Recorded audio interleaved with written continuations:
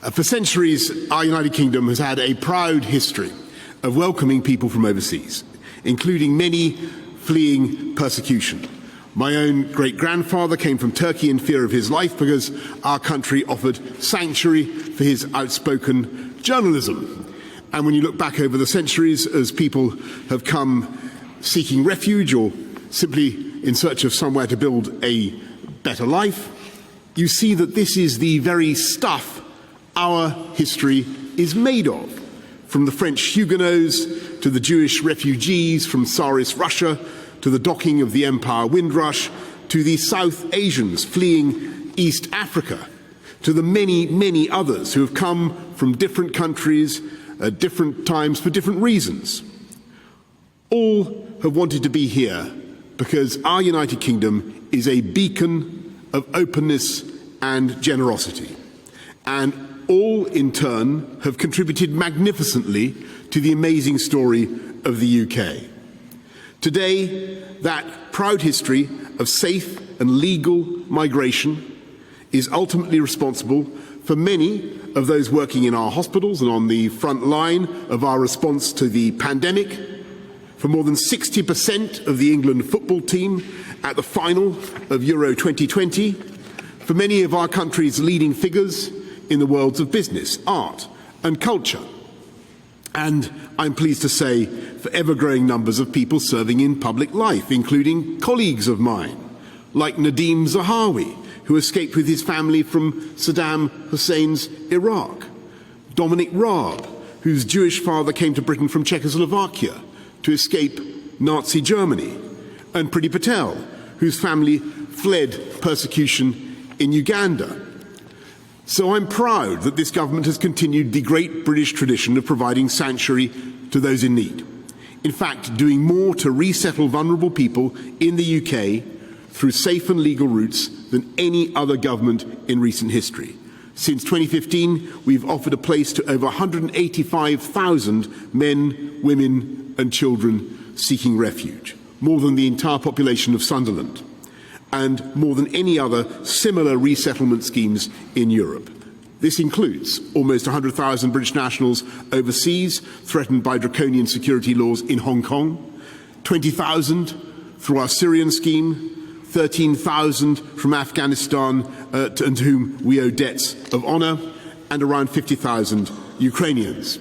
And we're not only supporting British nationals and those settled in the UK to bring potentially hundreds of thousands to their extended family from Ukraine, we're also welcoming unlimited numbers of refugees from that conflict as the British people open their homes in one of the biggest movements of refugees to this country that we've ever known. And as we work with local authorities and the devolved administrations to welcome those coming from Ukraine into our communities, we will also find accommodation across our whole UK for all those who have come here previously but who are currently in hotels, because it makes absolutely no sense for the taxpayer to foot those bills running to almost £5 million a day, with the sum total of those we accommodate being concentrated in just a third of local authorities. It is controlled immigration through safe and legal routes which enables us to make generous offers of sanctuary while managing the inevitable pressures on our public services, such that we can give all those who come here the support they need to rebuild their lives, to integrate and to thrive. But the quid pro quo for this generosity is that we cannot sustain a parallel illegal system. Our compassion may be infinite, but our capacity to help people is not. We can't ask the British taxpayer to write a blank cheque to cover the costs of anyone who might want to come and live here. Uncontrolled immigration creates unmanageable demands on our NHS and on our welfare state. It overstretches our local schools, our housing and public transport, and creates unsustainable pressure to build on precious green spaces. Nor is it fair on those who are seeking to come here legally if others can bypass the system. It's a striking fact that around 7 out of 10 of those arriving in small boats last year were men under 40, paying people smugglers to queue jump and taking up our capacity to help genuine women and child refugees. This is particularly perverse, as those attempting crossings are not directly fleeing imminent peril, as is the intended purpose of the asylum system. They've passed through manifestly safe countries, including many in Europe, where they could and should have claimed asylum. It is this rank unfairness of a system that can be exploited by gangs which risks eroding public support for the whole concept of asylum. The British people voted several times to control our borders, not to close them, but to control them. So just as Brexit allowed us to take back control of legal immigration by replacing free movement with our points-based system, we're also taking back control of illegal immigration with a long-term plan for asylum in this country. It is a plan that will ensure the UK has a world-leading asylum offer, providing generous protection to those directly fleeing the worst of humanity by settling thousands of people every year through safe and legal routes. And I emphasize this. So whether you're fleeing Putin or Assad, our aim is that you should not need to turn to the people smugglers or any other kind of illegal option. But to deliver that, we must first ensure that the only route to asylum in the UK is a safe and legal one, and that those who try to jump the queue or abuse our system will find no automatic path to settlement in our country, but rather be swiftly and humanely removed to a safe third country or their country of origin.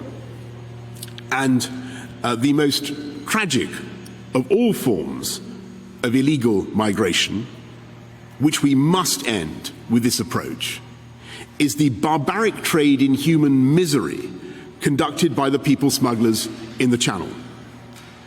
Before Christmas, 27 people drowned, and in the weeks ahead there could be many more losing their lives at sea and whose bodies may never be recovered. Around 600 came across the Channel yesterday. In just a few weeks, this could again reach 1,000 a day. I accept that these people, whether they're 600 or 1,000, are in search of a better life, the opportunities that the United Kingdom provides, and the hope of a fresh start. But it is these hopes, those dreams, that have been exploited. These vile people smugglers are abusing the vulnerable and turning the Channel into a watery graveyard, with men, women and children drowning in unseaworthy boats and suffocating in refrigerated lorries. And even if they do make it here, we know only too well some of the horrendous stories of exploitation over the years, from the nail bars of East London to the cocklebeds of Morecambe Bay, as illegal migration makes people more vulnerable to the brutal abuse of ruthless gangs. So, we must halt this appalling trade and defeat the people smugglers. That's why we're passing the Nationality and Borders Bill, which allows us for the first time to distinguish between people coming here legally and illegally.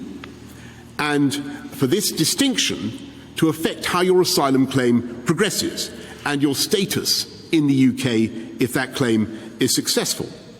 It will enable us to issue visa penalties against those countries that refuse to accept returns of foreign criminals and failed asylum seekers. It will clean up the abuse of our legal system, introducing a one-stop shop that will end the cycle of last-minute and vexatious claims and appeals that so often thwart and delay removals. And it will end the absurd practice of asylum-seeking adults claiming to be children to strengthen their claims and access better services.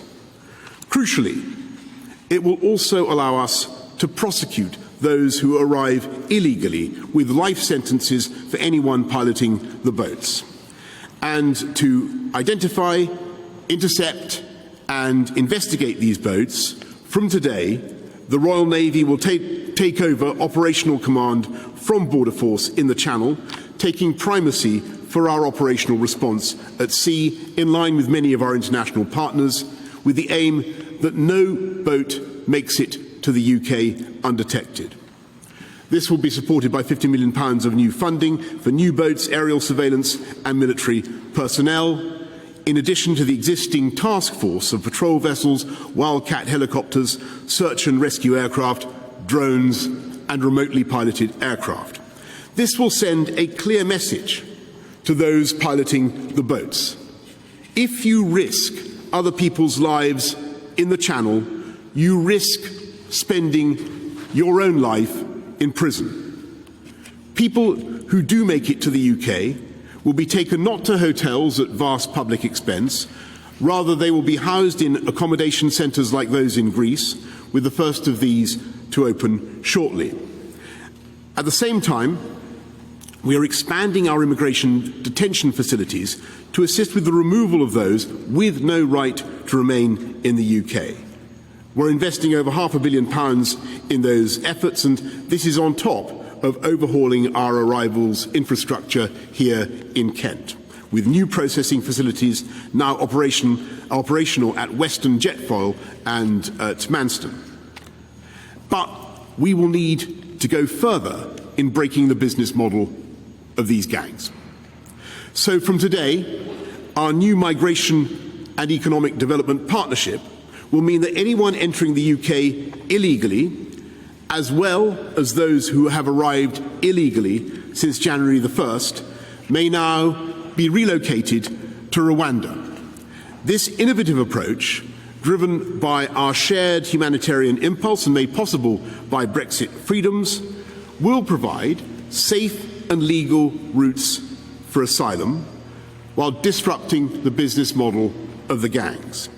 Because it means that economic migrants taking advantage of the asylum system will not get to stay in the UK, while those in genuine need will be properly protected, including with access to legal services on arrival in Rwanda, and given the opportunity to build a new life in that dynamic country, supported by the funding we are providing. The deal we've done is uncapped, and Rwanda will have the capacity to resettle tens of thousands of people in the years ahead. And let's be clear, Rwanda is one of the safest countries in the world, globally recognized for its record on welcoming and integrating migrants. Later this year, it will welcome leaders from across the Commonwealth. And before the pandemic, in 2018, the IMF said Rwanda was the world's fourth fastest growing economy. We're confident that our new migration partnership is fully compliant with our international legal obligations. But nevertheless, we expect this will be challenged in the courts. And if this country is seen as a soft touch for illegal migration by some of our partners, it is precisely because we have such a formidable army of politically motivated lawyers who for years have made it their business to thwart removals and frustrate the government. So I know that this system will not take effect overnight, but I promise that we will do whatever it takes to deliver this new approach. Initially within the limits of the existing legal and constitutional frameworks, but also prepared to explore any and all further legal reforms which may be necessary. Because this problem has bedeviled our country for too long and caused far too much human suffering and tragedy. And this is the government that refuses to duck the difficult decisions. This is the government that makes the big calls, and I profoundly believe there is simply no other option. And I say to those who would criticise our plan today, well, we have a plan. What is your alternative? Now, I know there are some who believe we should just turn these boats back at sea. But after much study and consultation, including with Border Force, the police, National Crime Agency, and military maritime experts, to whom, by the way, I pay tribute for all the incredible work that they do dealing with this problem as things stand, it's clear that there are extremely limited circumstances when you can safely do this in the English Channel. And it doesn't help that this approach, I don't think, would be supported by our French partners. And I've got to say to you that relying solely on this course of action is simply not practical in my view. And I know, of course, that there are others who would say we should just negotiate a deal with France and the EU. And we've made repeated and generous offers to our French friends, and we will continue to press them and the EU for the comprehensive returns agreement that would solve this problem. We remain grateful to the gendarmes on the beach for the joint intelligence work and the cooperation that has stopped thousands of boats. We would like to deepen that work, and we continue to believe that a deal with France and the EU is in the national interests of all our countries. But we must have our own framework for full sovereignty over our borders, and we must find a way to stop these boats now, not lose thousands more lives while waiting for a deal that just doesn't exist. And I know that there will be a vocal minority who will think that these measures are draconian and lacking in compassion. And I simply don't agree. There is no humanity or compassion in allowing desperate and innocent people to have their dreams of a better life exploited by ruthless gangs as they're taken to their deaths in unseaworthy boats. And there's no humanity or compassion in endlessly condemning the people smugglers, but then time and again ducking the big calls needed to break the business model of the gangs and stop these boats from coming. And there's no humanity or compassion in calling for unlimited, safe and legal routes, offering the false hope of asylum in the UK to anyone who wants it, because that is just unsustainable. There are currently 80 million displaced people in the world, many in failed states where governments can't meet their aspirations. In an era of mobile connectivity, they are a call or a text away from potentially being swept up in the tide of people smuggling. The answer cannot be for the UK to become the haven for all of them. That's a call for open borders by the back door, a political argument masquerading as a humanitarian policy. And those in favour of this approach should be honest about it and argue for it openly. We reject it, as the British people have consistently rejected it at the ballot box, in favour of controlled immigration. We simply cannot have a policy of saying anyone who wants to live here can do so. We've got to be able to control who comes into this country and the terms on which they remain. And we must do this in the spirit of our history of providing refuge. And in that way, we can more than play our part in offering sanctuary to thousands fleeing persecution. But then, of course, other countries must play their part too. And that's what I think is most exciting about the partnership we've agreed with Rwanda today, because we believe it will become a new international standard in addressing the challenges of global migration and people smuggling. So I'm grateful for Rwanda's leadership and partnership, and we stand ready to work with other nations on similar agreements, as well as wider reforms to the international asylum framework. As I say, we will continue to work with our French friends to tackle the gangs. We will continue to lead cooperation with crime and intelligence partners across Europe. We will continue to seek a returns agreement with the EU or with France. But in the meantime, and for the foreseeable future, we need this new approach. The people smugglers are undermining confidence in our borders. They are betraying all those who do the right thing, who try to come here legally, through forms of migration or the safe and legal routes provided for refuge. They are undermining the natural compassion and goodwill that people have towards refugees in this country, and they are endangering human life day after day.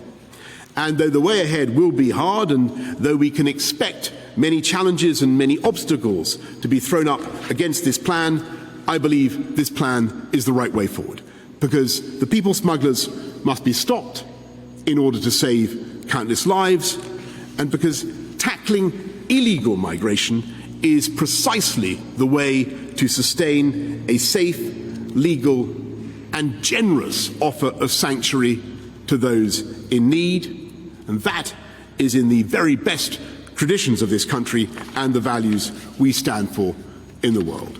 Thank you all very much indeed. Welcome to the GB News YouTube channel. You can watch us live 24 hours a day, catch up on your favourite shows and join in the conversation in the comments below. Don't forget to subscribe and you'll never miss any of our exclusive content.